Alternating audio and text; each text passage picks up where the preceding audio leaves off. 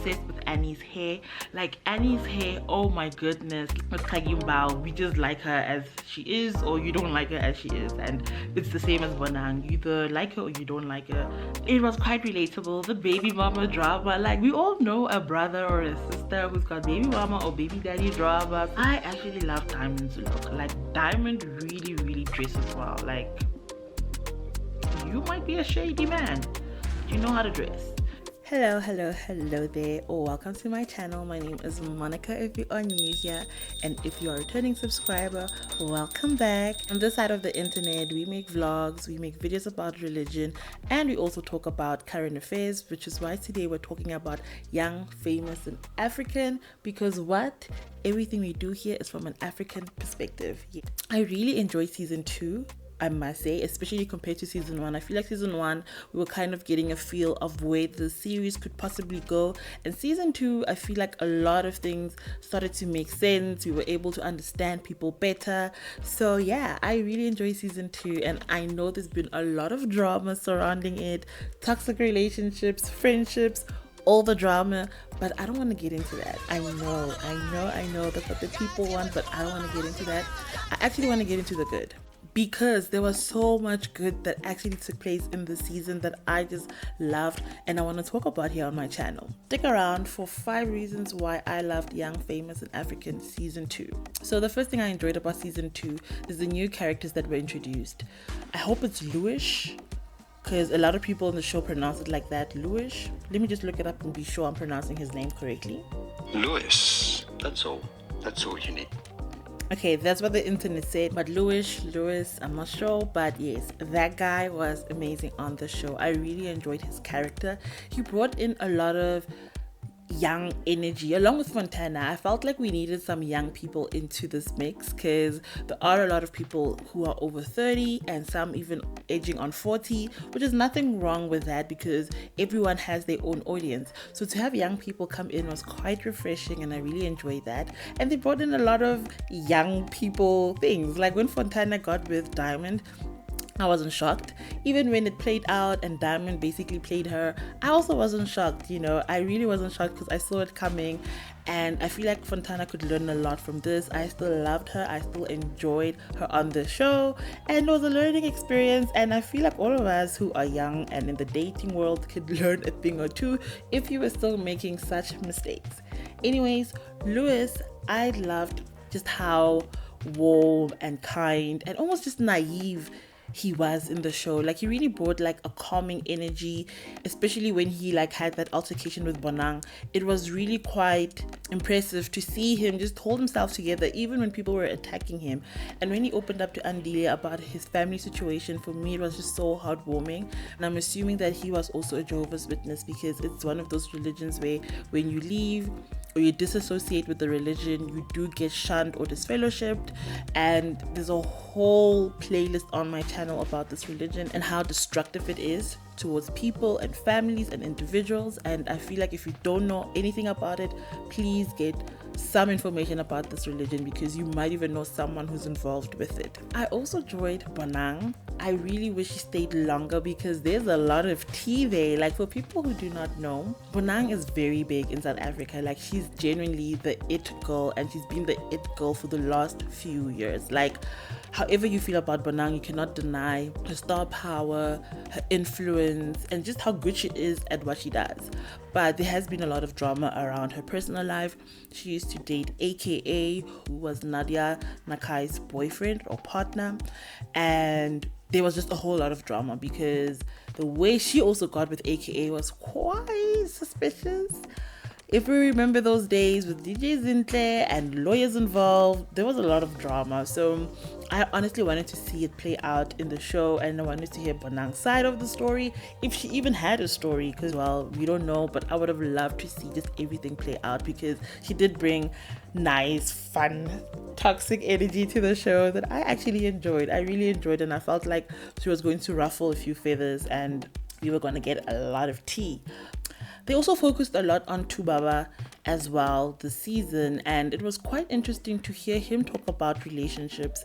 And I was like, this is quite concerning. I hated how it was trying to be painted that Nadia Nakai was fishing for this information when this man was willingly just going off on the table about his life, his viewpoint when it comes to women and relationships and how men can behave. Nadia Nakai is not to be blamed for anything here that was said. This man is quite shady and suspicious. I would definitely say a lot of introspection here is quite needed from both ends, and the type of relationship they might be trying to pursue in the near future, especially with them being so famous and having children. Like, they need to work on their relationship if they are concerned about the opinions of people outside of this relationship. If not, then go as you want. But also keep in mind that if you're putting your relationship on the internet, people will talk about it.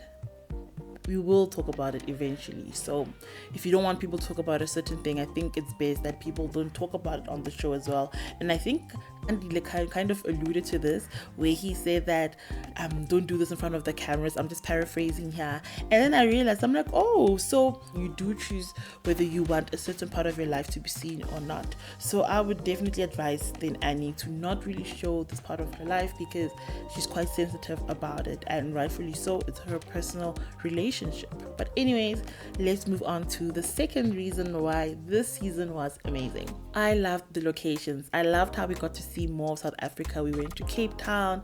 We saw the beautiful wineries, the beautiful restaurants, like the beautiful beaches. We saw everything, and that was quite amazing. I love that so much. But I do wish we could see more of the townships in South Africa, because that is part of the African experience. We are all proud of where we come from. So I would love to see townships or rural areas where people grew up, and cameras going there and highlighting how people, grew up. I think for the next season, that would be quite amazing to understand where Kanyimbao comes from, for example, because what people don't know if they're not from South Africa is that Kanyimbao was also quite the it girl back in the day.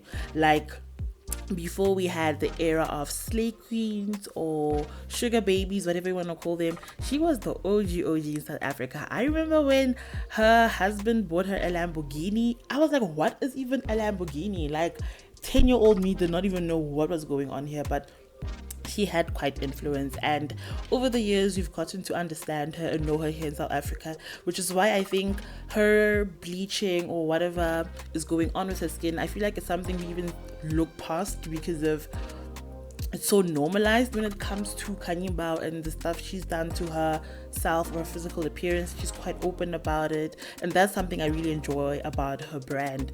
She's very authentic and honest, and she never claims to be right or wrong. So I feel like with Kanyimbao, we just like her as she is, or you don't like her as she is, and it's the same as Bonang. You either like her or you don't like her. I would love also to see outside places. Like, there's so many amazing locations here in Africa that we have not seen yet or know about. Like Fontana didn't know Malawi, and a lot of us might judge her, but do we actually know visually how Malawi looks like, So it would be great to go to Malawi or Mali, Ghana, not just these big African spots, but also like these smaller countries that we don't know much about. I feel like it would be so great to just meet the artists there as well, and to meet their celebrities and just get to know Africa as a whole. Like, we need more African celebrities in this show. Like, the more the merrier. And I love how the people at Netflix be casting. I see what you guys are doing, because they like bringing people who've got a bit of history, like Zari and Diamond, which I like, because their history, I feel like, really paints a picture of the relationship and how they navigate new relationships. And it's quite interesting to see how things always play out, and how Zari sees herself in that relationship with her baby daddy, and how the baby daddy sees himself and other women. It's quite interesting, and I like it. So I'm hoping that the people that they do introduce, please let it be people who have existing relationships with these people, but also new faces, of course. But I'm kind of here for the drama, so like, more drama together. The tea is exceptionally good today. Who made this? Very delicious. Okay, reason 3 that I loved about the season was the fashion and the makeup. Like, oh my gosh, the girlies gave and served. I was obsessed with Annie's hair. Like, Annie's hair, oh my goodness. Like, she makes it look so beautiful and fun. Like, she puts glitter in her hair, and I'm like, oh my gosh. And color Annie's hair in the show and how it's highlighted. Like, her hair is so beautiful. And I also loved Nadia Nakai's makeup and outfits this season. I really feel like she really upped her game, especially her hair. Like, her hair was so beautiful throughout the season, and there were a few outfits that really stood out for me as well, which I'll have here on the screen. Like, these outfits for me from Nadia Nakai really stood out. Like, I loved all of her outfits. The makeup, oh my goodness, her makeup this season really stood out, along with Bonang. Like, Bonang's makeup and some of her outfits, for me, actually not all of them slapped, but it's Bonang. She's always going to serve, she's always going to give, and she gave the girlies what needed to be given. I love that for Bonang. But again, for me, the star of the show this year is actually Nadia Nakai. For real, it's Nadia Nakai. Also Fontana. Like, Fontana for me really stood out as well. Like, her makeup really looked on point. Oh, I loved her makeup. Doesn't she look like Missy Elliott? Like, right? Are you guys seeing this? Like, they really look alike. And Swanky for me was a bit too much, I must say. Like, for me, I do feel like some of his looks just weren't working together. Like, it was just clashing. But because he's a flamboyant man and, you know, he is swanky, it works for him, so I'll give him that pass. But for me, honestly, his looks did not slap. Who slapped was Luis as well. Like, come on, Luis, that man can dress. Like, that man can really dress, and he really looked good. Oh my word, he really stood out for me. And also Naked, like, there were a few outfits where I was like, okay, Naked, come through, you're coming through. I actually love Diamond's look. Like, Diamond really dresses well. Like, you might be a shady man, but you know how to dress. You look good. He really dresses well for me. Yeah, that's for me the people who stood out outfit wise this season. I do feel like everyone honestly did try and elevate their looks, which I loved and appreciated, because the fashion was really giving, honey. It was really giving. 4, I actually enjoyed the professionalism when it comes to the show. Like, people took themselves seriously, as mentioned in the previous point. Like, people really up their fashion, they up their makeup. Like, people genuinely try to up themselves and look good, especially when you compare to season 1. A lot of growth can be seen from these people, and I feel like the show, even the cast, like, they're genuinely taking it seriously this time around. Not that they weren't, but I think we didn't really think Young, Famous and African would be just received so well globally. So I feel like in season 2 they really came and rose to the occasion, and, you know, they really shined. Like, initially, yes, the story did feel a bit like unscripted, but I do feel like towards the end the drama came out, and I just loved how it really was enjoyable this year. I think the next season will be bigger and better even, and I feel like we're gonna see a lot of African stars come out of this show. Like, Netflix just needs to keep building on this and making it bigger and better, and I feel like they're on the right path. Lastly, what I loved about this show is the relatability. Like, when Annie and Swanky were going off, I was like, these people are related.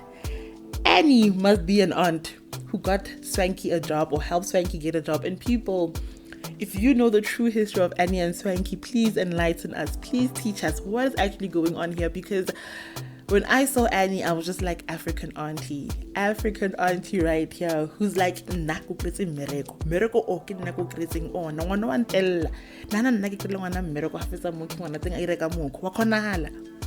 You know, that's the kind of drama we were seeing on that show.